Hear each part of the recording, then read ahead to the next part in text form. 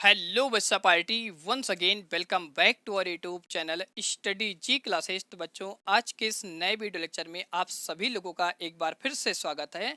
तो बच्चों आज के इस नए वीडियो लेक्चर में यहाँ पर बच्चों हम एक और इम्पॉर्टेंट और बेहतरीन और लाजवाब टॉपिक के बारे में अध्ययन करने वाले हैं। तो बच्चों आज का हमारा यहाँ पर सबसे इम्पॉर्टेंट टॉपिक होता है, जिस टॉपिक का नाम बच्चों यहाँ पे लिखा गया है गाउस के नियम से कूलाम का नियम। तो बच्चों ये टॉपिक हमारा सबसे ज़्यादा इंपॉर्टेंट टॉपिक होने वाला है और ये टॉपिक बच्चों हमारा बोर्ड एग्जाम के लिए सबसे इंपॉर्टेंट टॉपिक होने वाला है। तो बच्चों ये जो हमारा आज का यहाँ पर टॉपिक चल रहा है, ये टॉपिक बच्चों हमारा बोर्ड एग्जाम में एक क्वेश्चन बन करके आता है, जिसमें बच्चों आपको पूछा जाता है कि गाउस के नियम का प्रयोग करके कूलाम के नियम का सत्यापन कीजिए। या बच्चों ये क्वेश्चन चेंज होकर के अगर आता है तो बच्चों क्वेश्चन में आपसे पूछा जाता है कि गाउस के नियम का प्रयोग करके कूलाम के नियम को सिद्ध कीजिए। तो बच्चों इस तरीके से बोर्ड एग्जाम में ये टॉपिक हमारा क्वेश्चन बन के आने वाला है। और ये बच्चों जो हमारा आज का टॉपिक होने वाला है, ये अध्याय नंबर 1 का लास्ट टॉपिक होने वाला है।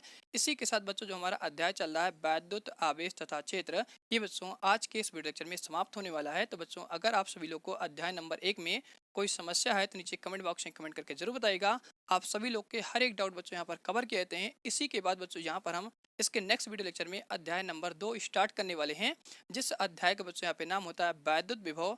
इसको इंग्लिश में बच्चों हम कहते हैं इलेक्ट्रिक पोटेंशियल। तो इसी के साथ बच्चों यहाँ पर हम आज का टॉपिक स्टार्ट करते हैं। तो बच्चों यहाँ पर हमारा आज का सबसे इम्पॉर्टेंट टॉपिक होता है, जिस टॉपिक का नाम बच्चों यहाँ पे लिखा गया है गाउस के नियम से कूलाम का नियम। तो बच्चों ये हमारा यहाँ पर आज का टॉपिक होने वाला है। तो बच्चों यहाँ पर हम क्या करने वाले हैं, गाउस बाबा के फॉर्मूले को लेकर के चलेंगे और साथ में बच्चों हम क्या करेंगे, कूलाम बाबा के फॉर्मूले को यहाँ पर सिद्ध करने वाले हैं। तो बच्चों यहाँ पर हम किस प्रकार से सिद्ध करेंगे, आप सभी लोग को हर एक पॉइंट हर एक बेसिक कंसेप्ट अच्छी तरह से यहाँ पर अध्ययन करना है। तो बच्चों यहाँ पर हम क्या करते हैं, सबसे पहले एक गोला बनाएंगे। तो बच्चों ये हमारा क्या होता है, एक गोला होता है जो अंदर से यहाँ पर खोखला होता है। अब बच्चों यहाँ पर हम मानते हैं कि ये इसका क्या होता है, केंद्र होता है और इसके केंद्र को बच्चों हम क्या करते हैं, ओ से यहाँ पर निरूपित करते हैं। अब बच्चों यहाँ पर आपको समझना है कि इसके केंद्र पर हम क्या करेंगे, एक धन आवेश प्लस का क्यू रखने वाले हैं।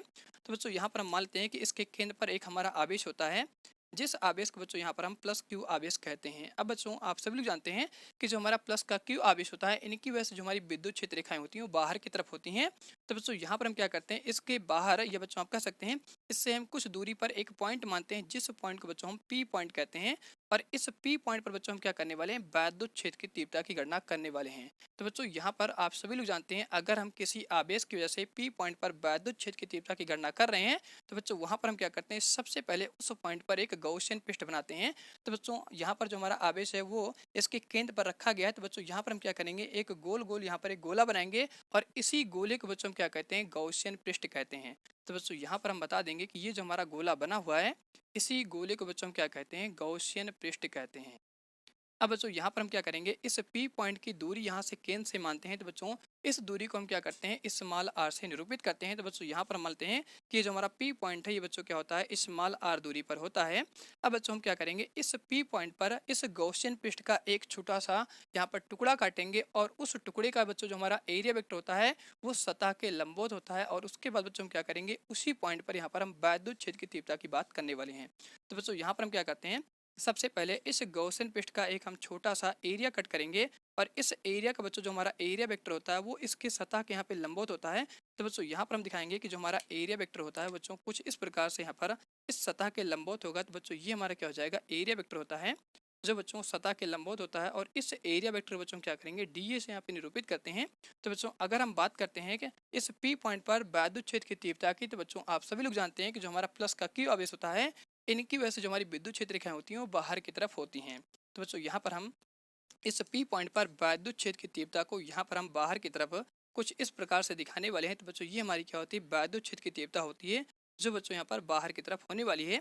तो बच्चों यहाँ पर आप देख पा रहे हैं कि जो हमारा पी पॉइंट होता है, इस पॉइंट पर जो हमारा एरिया वेक्टर होता है और जो हमारी विद्युत क्षेत्र रेखाएं होती हैं दोनों एक ही दिशा में होती हैं। तो इस केस में पी पॉइंट पर जो हमारा थीटा का मान हो जाएगा वो बच्चों हमारे यहाँ से क्या हो जाएगा, 0 डिग्री हो जाता है। तो बच्चों यहाँ पर लिखेंगे पी पॉइंट पर थीटा का मान बच्चों क्या हो जाएगा, 0 डिग्री हो जाएगा। तो बच्चों इसके बारे में आपको बेसिक जानकारी होती है कि अगर हमारी विद्युत क्षेत्र रेखाएं और जो हमारा एरिया वेक्टर होता है दोनों एक ही दिशा में होता है, तो उस केस में थीटा का मान बच्चों क्या हो जाएगा, 0 डिग्री हो जाता है। अब बच्चों हम क्या करेंगे, पी पॉइंट पर टोटल वैद्युत क्षेत्र की तीव्रता की गणना करने वाले हैं गाउस बाबा के नियम का प्रयोग करके। तो बच्चों यहाँ पर हम लिखेंगे सबसे पहले गाउस के नियम अनुसार क्योंकि बच्चों आपको पता है इनके नियम के बिना यहाँ पर कोई काम सिद्ध नहीं होने वाला है। तो बच्चों यहाँ पर हम लिखेंगे flux equal to Q divide by यहाँ पर आपका चलता है एप्सिलॉन नॉट। तो बच्चों आप सभी लोग जानते हैं कि जो हमारा फ्लक्स का फॉर्मूला होता है समाकलन रूप में, वो बच्चों हमारे यहाँ से होता है समाकलन वेक्टर फॉर्म में ई डॉट डी होता है। तो बच्चों ये वाली वैल्यू हम क्या करेंगे, समाकलन की ये फ्लक्स की जगह पे यहाँ पे हम रखने वाले हैं। तो बच्चों यहाँ से हम लिखेंगे फ्लक्स की जगह पे हमारा मान हो जाएगा वेक्टर ई डॉट यहाँ पर डी होता है और बराबर बच्चों हमारे क्या चलेगा क्यू डिवाइड बाई यहाँ पर एप्सिलॉन नॉट। तो बच्चों यहाँ पर हम साइड में मेंशन कर देंगे कि जो हमारा फ्लक्स का फॉर्मूला होता है, तो बच्चों इसका फॉर्मूला हमारा समाकलन रूप में चलता है vector E dot D A. तो बच्चों यही मान यहाँ पर हमने रखा है फ्लक्स की जगह पर। अब बच्चों आपको पता है जैसे यहाँ से हमारा डॉट हटेगा तैसे बच्चों यहाँ पर हमारा क्या होता है कॉस थीटा आता है। तो बच्चों यहाँ से हम लिखेंगे समाकलन ई डी ए, यहाँ पर हमारा कॉस थीटा हो जाएगा इक्वल टू बच्चों यहाँ से हमारा चलता है Q divide by epsilon not. अब बच्चों आपको पता है यहाँ पर जो हमारा थीटा होता है, थीटा का मान क्या होता है 0 डिग्री होता है। तो बच्चों यहाँ पर हम क्या करेंगे कॉस थीटा की जगह पर 0 डिग्री यहाँ पर रखने वाले हैं। तो बच्चों यहाँ से हम लिखेंगे समाकलन ई डी ए और यहाँ पर हमारा हो जाएगा कॉस 0 डिग्री इक्वल टू बच्चों यहाँ से हमारा हो जाएगा Q divide by epsilon not. तो बच्चों आप सभी लोग जानते हैं कि जो हमारा कॉस 0 का मान होता है बच्चों क्या होता है 1 के बराबर होता है। तो यहाँ पे लिख देंगे कॉस 0 की जब क्या हो जाएगा 1 हो जाएगा। और बच्चों आपको ध्यान रखना है कि यहाँ पर जो हमारी विद्युत क्षेत्र रेखाएं हैं और जो हमारा एरिया वेक्टर है और यहाँ पर जो हमारा कॉस थीटा है, ये तीनों आपस में गुणा में है। तो बच्चों यहाँ पर हम लिखेंगे कॉस थीटा का मान, तो यहाँ पर आपको लिखना पड़ेगा ई डी ए इंटू बच्चों हमारा क्या हो जाएगा 1 हो जाएगा। आपको पता है कॉस 0 का मान क्या होता है 1 होता है। तो इनका बच्चों हम क्या करेंगे 1 से इस पूरे को गुणा कर देंगे और यहाँ पर बच्चों हमारा साथ में चल रहा है Q divide by epsilon not. अब बच्चों आपको पता है अगर हम एक से यहाँ पर किसी में गुणा करते हैं तो इस पूरे का मान यहाँ पर सेम होगा, इसमें कोई चेंज नहीं होगा। तो बच्चों यहाँ से हम लिखेंगे ई डी हो जाएगा और इक्वल टू बच्चों यहाँ से हमारा क्या हो जाएगा Q divide by epsilon not. तो बच्चों यहाँ पर आप सभी लोग जानते हैं अगर हम गाउस बाबा के नियम का प्रयोग करते हैं तो उस केस में जो हमारी विद्युत क्षेत्र रेखाएं होती हैं बच्चों क्या होती हैं नियतांक होती हैं। अगर बच्चों यहाँ पर आप विद्युत क्षेत्र रेखाओं को समझना चाहते हैं कि नियतांक कैसे होती हैं, तो बच्चों आप अपने फिगर में समझ सकते हैं। तो बच्चों यहाँ पर आपने मान रखा है कि जो हमारा इस गोले का केंद्र होता है इसको बच्चों हम क्या करते हैं ओ से निरूपित करते हैं और इसके केंद्र पर एक हमारा धन आवेश होता है जिस आवेश को बच्चों हम प्लस क्यू आवेश कहते हैं। और यहाँ से बच्चों हम क्या करते हैं कुछ दूरी पर एक पॉइंट मानते हैं जिस पॉइंट को बच्चों हम पी पॉइंट कहते हैं। तो ओ से लेकर के पी तक की जो हमारी दूरी होती है वो आर होती है। और ये बच्चों हमारा क्या होता है जो आर होता है ये इस पूरे गोले का क्या होता है त्रिज्या होता है। तो बच्चों अगर आप इस पी पॉइंट को इस गॉसियन पृष्ठ पर कहीं पर मानेंगे तो हर जगह पर विद्युत क्षेत्र रेखाएं बच्चों क्या मिलेंगी सेम मिलेंगी। इसलिए बच्चों आप कह सकते हैं अगर हम गाउस के नियम का प्रयोग करते हैं तो जो हमारी विद्युत क्षेत्र रेखाएं होती हैं बच्चों क्या होती हैं नियतांक होती हैं। तो बच्चों आपको पता है कि अगर हम समाकलन कहाँ पर यूज कर रहे हैं तो समाकलन में जो भी चीजें हमारी क्या होती हैं नियतांक होती हैं वो समाकलन से बाहर आ जाती हैं। तो बच्चों यहाँ पर जो हमारी विद्युत क्षेत्र रेखाएं हैं वो यहाँ पर क्या होंगी बच्चों समाकलन से बाहर आ जाएंगी। तो बच्चों यहाँ पर हम लिखेंगे ई समाकलन बच्चों हमारा क्या हो जाएगा डी ए इक्वल टू यहाँ पर हमारा जाएगा क्यू डिवाइड बाई यहाँ पर एप्सिलॉन नॉट। तो बच्चों आप सभी लोग जानते हैं अगर हम क्या करते हैं क्षेत्रफल का यहाँ पर समाकलन करते हैं तो बच्चों हमारा क्या हो जाएगा यहाँ पर ए के बराबर हो जाएगा। तो यहाँ से हम लिखेंगे ई ए इक्वल टू यहाँ पर हो जाएगा Q divide by epsilon not. यहाँ पर बच्चों हम साइड में मेंशन करेंगे कि अगर हम छोटे से एरिया का समाकलन करते हैं तो बच्चों हमारा क्या होता है ए के बराबर होता है। अब बच्चों यहाँ पर हम क्या करेंगे विद्युत क्षेत्र की तीव्रता की बात कर रहे हैं इस पी पॉइंट पर, तो यहाँ पर हम ई का मान निकालेंगे। तो बच्चों यहाँ पर हम लिखेंगे ई इक्वल टू यहाँ पर बच्चों हमारा हो जाएगा क्यू डिवाइड बाई यहाँ से क्या चलेगा ए बच्चों इसके नीचे यहाँ पर डिवाइड में आएगा। तो यहाँ पर आप लिखेंगे ए इंटू क्या हो जाएगा एप्सिलॉन नॉट। अब बच्चों आपको समझना है ए हमारा क्या होता है। तो बच्चों ए जो हमारा होता है इस गॉसियन पृष्ठ का क्षेत्रफल होता है। तो बच्चों आपको पता है कि अगर हम गोले के क्षेत्रफल की बात करते हैं तो बच्चों यहाँ से हम लिखेंगे A equal to 4 pi small r square. तो बच्चों ये जो हमारा स्मॉल आर होता है ये केंद्र से लेकर के पी पॉइंट तक की दूरी होती है जिसको बच्चों क्या कहते हैं त्रिज्या कहते हैं। तो बच्चों ये हमारा क्या होता है इस गॉसियन पृष्ठ का क्षेत्रफल होता है। तो बच्चों ए का मान यहाँ पर हम रखने वाले हैं। तो बच्चों यहाँ पर हम लिखेंगे E equal to Q divide बच्चों हमारे क्या हो जाएगा 4 पाई स्मॉल आर स्क्वायर। तो यहाँ पे लिखेंगे 4 pi small r square into बच्चों हमारे क्या हो जाएगा एप्सिलॉन नॉट हो जाएगा। तो बच्चों ये हमारी क्या होती है विद्युत क्षेत्र की तीव्रता होती है पी पॉइंट पर। तो बच्चों इस तरीके से हम पी पॉइंट पर टोटल विद्युत क्षेत्र की तीव्रता निकाल लेते हैं इस पूरे गॉसियन पृष्ठ के कारण। तो बच्चों अब हम यहाँ पर क्या करने वाले हैं कूलाम बाबा के फॉर्मूले को सिद्ध करने वाले हैं। तो इसके लिए बच्चों यहाँ पर हमें एक फॉर्मूले की और जरूरत पड़ेगी। तो बच्चों आप सभी लोग जानते हैं अगर हम किसी आवेश कारण यहाँ पर विद्युत क्षेत्र की तीव्रता की बात करते हैं तो बच्चों उसका हमारा यहाँ से फॉर्मूला होता है। तो यहाँ पर बच्चों हम फॉर्मूले को लिखने वाले हैं। तो यहाँ पर बच्चों हम लिखेंगे विद्युत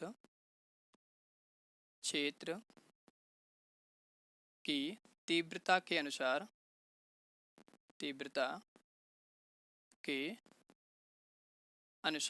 तो बच्चों यहाँ पर आप सभी लोग जानते हैं जो विद्युत क्षेत्र की तीव्रता का फॉर्मूला होता है। तो बच्चों यहाँ से हमारा हो जाएगा E equal to F divide में बच्चों हमारे क्या चलता है क्यू नाट। तो बच्चों यहाँ पर हम क्या करेंगे, बल का मान निकालना है। तो इस क्यू नाट का यहाँ पर हम ई के साथ में गुणा कर देंगे। तो बच्चों यहाँ पर आपको बल का मान मिल जाएगा ई इंटू बच्चों हमारे क्या हो जाएगा यहाँ पर क्यू नाट। तो बच्चों इसको हम क्या करेंगे, यहाँ पर समीकरण नंबर 2 मान लेंगे और इसको बच्चों हम क्या करते हैं, यहाँ पर समीकरण नंबर 1 मान लेते हैं। तो बच्चों यहाँ से हम लिखेंगे समीकरण 1 का मान समीकरण 2 में रखने पर, तो बच्चों यहाँ से हम लिखेंगे समीकरण 1 का मान समीकरण 2 में रखने पर। तो यहाँ पर बच्चों हमारा समीकरण नंबर 1 सबसे पहले लिखा जाएगा। तो यहाँ से बच्चों हमारा जाएगा F इक्वल टू, तो इस E की जगह पर बच्चों हम क्या करेंगे, ये पूरा मान यहाँ पर हम रखने वाले हैं। तो बच्चों यहाँ से हम लिखेंगे Q डिवाइड बाई बच्चों यहाँ से हमारा जाएगा 4 पाई, और यहाँ पर बच्चों हम क्या करते हैं एप्सिलॉन नॉट को आपस में सबसे पहले लिख लेंगे, क्योंकि बच्चों आपको पता है यहाँ पर नीचे सभी चीज़ें गुणा में है। तो यहाँ पर हम लिखेंगे 4 पाई एप्सिलॉन नॉट, और यहाँ पर बच्चों हमारे क्या जाएगा इनटू में आर स्क्वायर, और साथ में बच्चों क्या चल रहा है ऊपर इनटू में यहाँ पर हमारा चल रहा है क्यू नाट। तो बच्चों यहाँ पर हम क्यू नाट लिख लेंगे। अब बच्चों यहाँ पर हमने ऐसा क्यों लिखा है ये अभी आपको थोड़ी देर में समझ आने वाला है। तो बच्चों यहाँ पर अगर इसको हम क्या करते हैं थोड़ा सही से करके लिखेंगे, तो बच्चों यहाँ पर आप लिखते हैं 1 डिवाइड बच्चों हमारा क्या हो जाएगा 4 पाई एप्सिलॉन नॉट, और बच्चों यहाँ पर हमारे क्या हो जाएगा इनटू में क्यू नाट, और इनटू बच्चों हमारे क्या हो जाएगा क्यू डिवाइड बाई क्या हो जाएगा आर स्क्वायर। तो इसी फॉर्मूले को बच्चों हम क्या कहते हैं, कूलम्ब्स बाबा का सूत्र कहते हैं। अगर बच्चों यहाँ पर क्या होता है दो चार्ज होता है, दो चार्जों के बीच में कितना बल लग रहा है, तो उसके लिए बच्चों हम क्या करते हैं इस फॉर्मूले का यूज़ करते हैं। तो बच्चों इसी फॉर्मूले को हम क्या कहते हैं, कूलम्ब्स बाबा का फॉर्मूला कहते हैं।